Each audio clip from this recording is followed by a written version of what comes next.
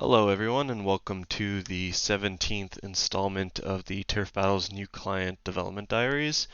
For those of you that haven't been tuning in, this is a special video diary because it's the last video diary before we launch the new client's beta. So if you haven't been paying attention, we are releasing the beta on Friday, that's April 29th. We'll talk more about that in a bit. I quickly just kind of want to go over what we've been working on and the changes that we've added. Um, like I said in the last video, I was pretty sure that we could make the 15th deadline, but we decided to add that extra 2 week buffer just to kind of fix small things and kind of clean stuff up.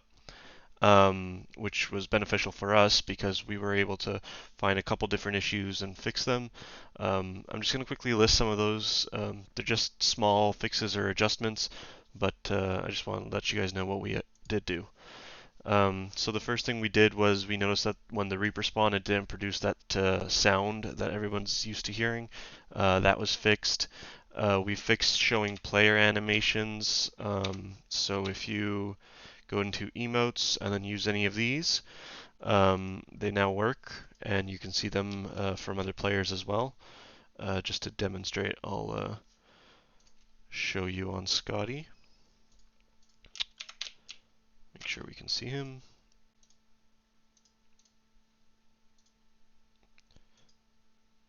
And there we go. So yeah, those are working. We also fixed an issue where when you first log into the game, no music plays unless you enter into a new area. That was resolved. In the last PvP video we released, I actually noticed after the fact, because I was potting so hard, that Poison Arrow wasn't actually doing any damage. So we fixed that. It's working as expected now. We added the trans skills, or sorry, the new trans skill books to the beta NPCs so everyone can use those right away when they start testing. We've also fixed the issue where throughout the video diaries, every time we opened the stat window and went to specific, those stats were incorrect until we unequipped something or re-equipped it. That's been fixed now. As soon as you log in, you have the correct stats. Same with the basic tab. You can't notice right now because it's goes so slow, but we did add the day and night cycle to the game.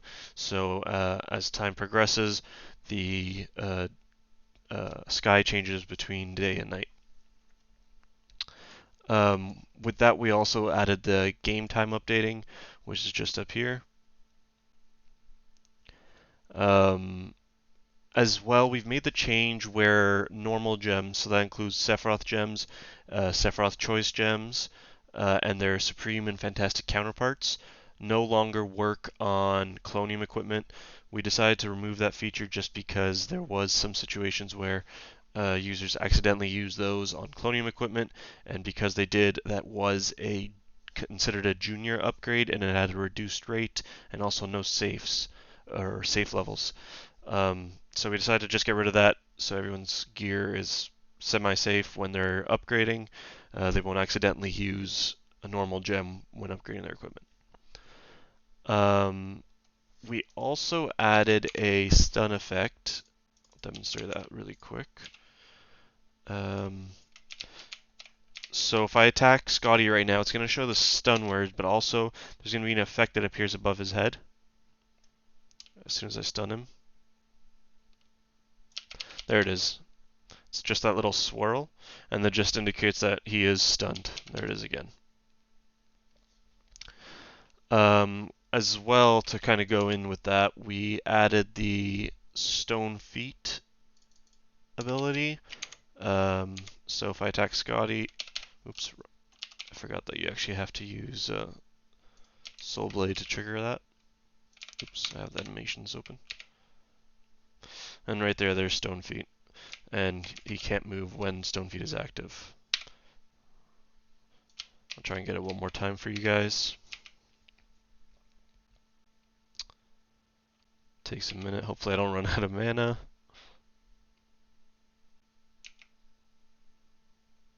Oh boy.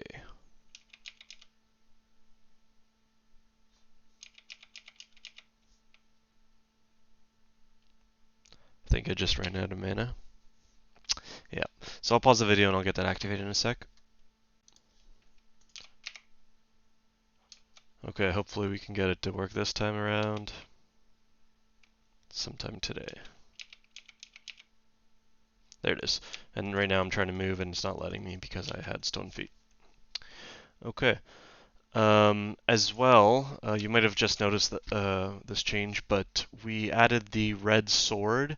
When you hover over a player, it's now a red sword. If you go up to a monster, it does not have that red on it. Just really quick, it just looks like a normal silver sword.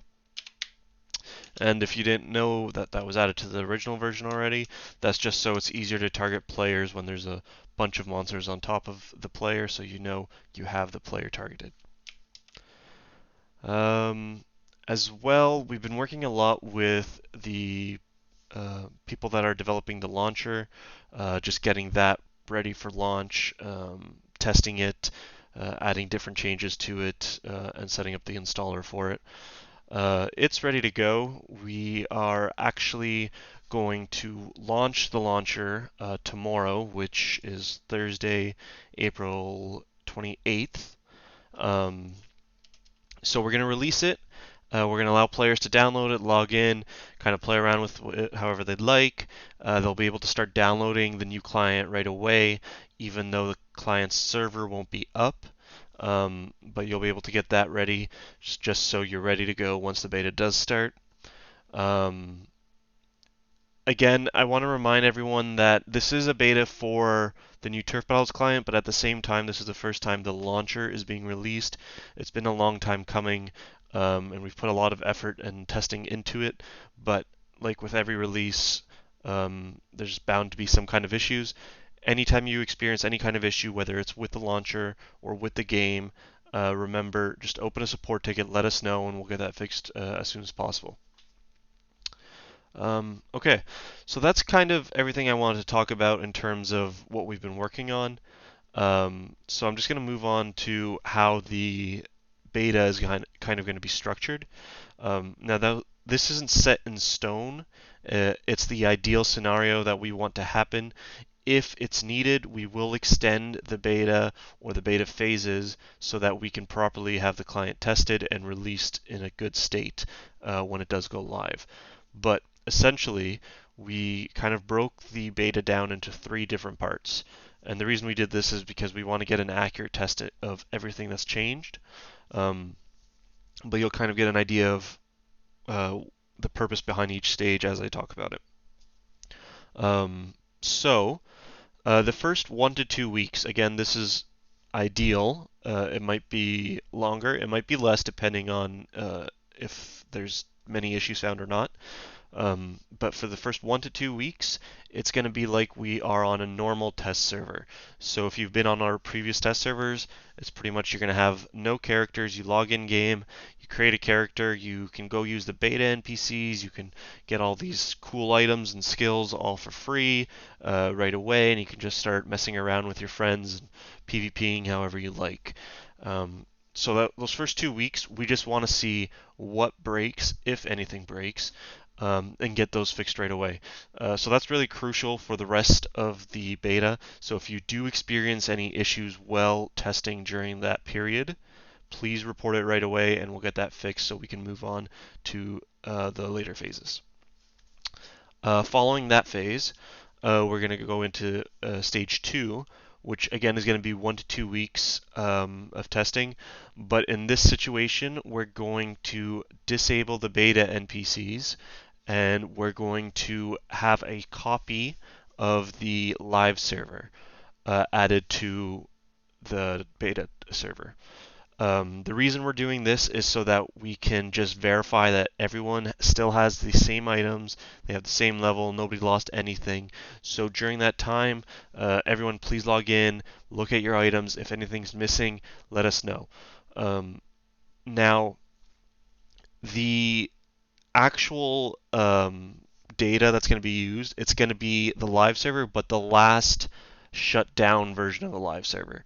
So somewhere in between now and the start of phase 2, we are going to shut down the live server. well, by shutdown I mean restart, and we're going to copy the database so that that version of the database is used on the test server. Now that does mean after that restart, if you go in game and make changes to your character, they won't be visible on the test server. But we'll let everyone know at what point in the beta that we'll be copying the database, so you know what to compare it to. And again, that's going to be 1 to 2 weeks. Could be less, could be more. Again, it depends on any issues that are found. Um, Following that, we're going to have the last stage, which we're estimating is going to be anywhere from 2 to 4 weeks. During this stage, it's going to be like you're playing a brand new character. You can kind of imagine it as if it's a season server. There will be no beta NPCs. We might have increased pet EXP rates and stuff like that, maybe increased drop rates, but we want to keep the EXP rate the same because the primary focus of this phase is to test the new changes to monsters and leveling up. Um, which we will be making. It hasn't been made yet, but it's going to be developed during the first and second phase so that it's ready for the third phase. Um, Now, I know everyone's thinking, oh, we don't want to level all those characters for no reason. So we've kind of prepared rewards for players that do choose to go through and level characters from level 1 up to level 300 or even up to level 200. Um, or sorry, 254, not 200. But basically, we've added 2 new pets, and we've kind of themed them around the beta as finding bugs. So they are bug pets, and we called them the Beta Bee and the Beta Bug. But basically, this is what they look like. This is the Beta Bug. It's pretty cool. I think it's my favorite of the two. But this is going to be the one that players will earn if they level up to 300 during stage 3. So if you make a level 300 during stage 1 and stage 2, it doesn't matter. It's during stage 3 that you'll unlock this pet if you reach level 300. Following that, we have a second pet, the Beta Bug, which I need to unlock, so give me 1 sec. Okay, so this is the Beta Bug pet, and basically this one will be unlocked if you reach level 254. These numbers might change between now and that date, but yeah, so right now the B gets unlocked if you reach level 300, and if you reach level 254, you unlock this pet. But again, that might change. Um, yeah, it's pretty cool. They're pretty nifty. These will only be able to be earned by doing this, by leveling up through stage 3 of the beta. They will be tradable, but you will not be able to purchase them from the pet interface at all. So this is your only chance to get it unless you decide to buy it from other players. I think that's it. But basically, I want everyone to keep an eye out tomorrow. We don't have an exact date, an exact time yet, but we're going to be releasing the launcher. We still have to prep the computer or the server that's going to be hosting the new launcher, as well as the test server, but that should be ready for tomorrow. And we'll make an announcement on both Discord and the website once the launcher is released. Similarly, on the day of the beta release, we'll make those announcements. We are aiming for a beta release time of 1 p.m. Eastern. So if you don't have that, you can just Google Canada Toronto time, and that'll give you the correct time. Yeah, so I hope everyone's excited. We're super excited to get this out, to have players finally testing what we've been working on, and give us some good feedback about what's changed, what can change, and any issues they do experience.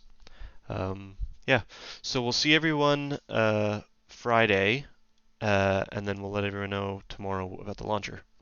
Thanks for watching.